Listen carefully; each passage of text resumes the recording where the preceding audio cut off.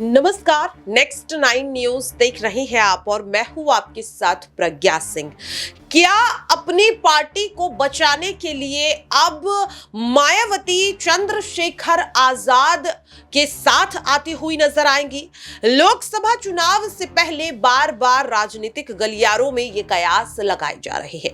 माना जा रहा है कि जिस तरह से एक एक कर बीएसपी से विधायकों, सांसदों और कार्यकर्ताओं का जाना देखा जा रहा है मायावती से नाराज होकर, ऐसे में उनकी पार्टी लगातार कमजोर होती हुई नजर आ रही है। जमीनी स्तर पर भी देखने के लिए मिल रहा है कि जनता बीएसपी के काम से नाखुश नजर आ रही है। जहां एक ओर मायावती अकेले चुनाव लड़ने का ऐलान कर चुकी हैं, तो वहीं दूसरी ओर देखने के लिए मिलता है कि उनके करीबी कहे जाने वाले गुड्डू जमाली सपा में शामिल हो जाते हैं, सांसद रितेश पांडे बीजेपी में शामिल हो जाते हैं और सपा के पूर्व सांसद रहे दानिश अली, जो अमरोहा से सिटिंग एमपी हैं, उनके कांग्रेस में शामिल होने की लगातार खबरें सामने आ रही हैं। इन तमाम चीजों से एक बात तो साफ हो गई कि 2014 में जो बीएसपी की स्थिति थी, 2024 में बीएसपी की स्थिति, दोनों में जमीन आसमान का फर्क है और इस फर्क को कहीं ना कहीं अब मायावती भी भांपती हुई नजर आ रही है।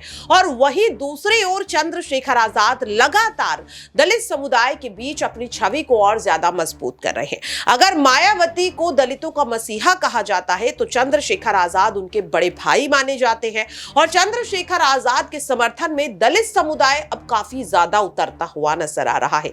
हाल ही में देखा गया कि जब चंद्रशेखर आजाद रामपुर गए, तो वहां पर उनके समर्थन में सैकड़ों लोग उतरते हुए नजर आए।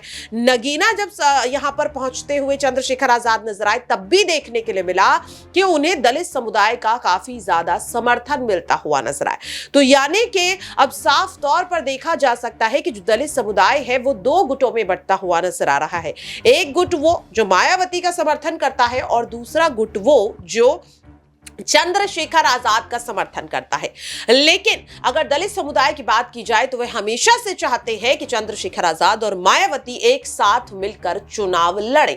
और इसी बात को लेकर जब हम जमीनी स्तर पर पहुंचे, जब लोगों से इस चीज को जानने की कोशिश की, तो उनका आखिरकार क्या कुछ कहना रहा, सुनिए सर। कई विपक्षी दलों ने चंद्रशेखर आजाद को समर्थन दिया, यहाँ तक कि सुभाषपा के प्रमुख ओम प्रकाश राजभर उनसे मुलाकात करने भी गए।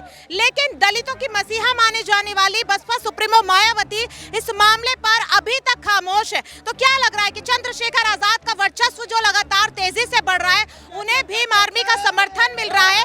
क्या इससे मायावती घबराती हुई दिखाई दे रही है?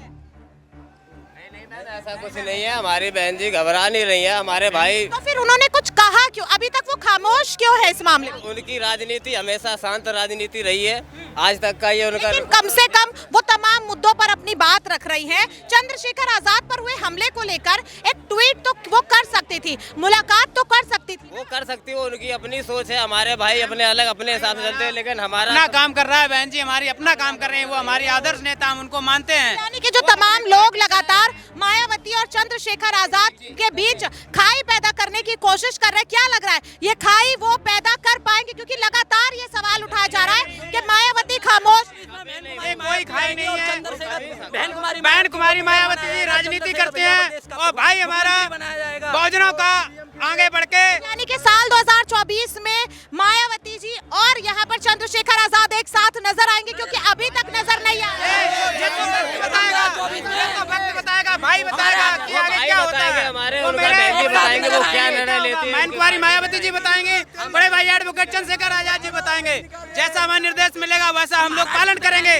वो राजनीति करते हैं, हमारे भाई बहुजनों का आंदोलन करते हैं, बहन बेटियों के न्याय के लिए आगे। तो देखा आपने और सुना भी, जिसके बाद लगातार सवाल यही बनता हुआ नजर आ रहा है कि क्या लोकसभा चुनाव को देखते हुए अपनी पार्टी को मजबूत करने के लिए और यूपी की सत्ता में फिर से वापसी करने के लिए मायावती चंद्रशेखर आजाद के साथ हाथ मिलाती हुई नजर आएंगी। उत्तर प्रदेश की 80 लोकसभा सीटों पर क्या एएसपी और बीएसपी मिलकर चुनाव लड़ती हुई नजर आएगी, जिसके दावे लगातार किए जा रहे हैं।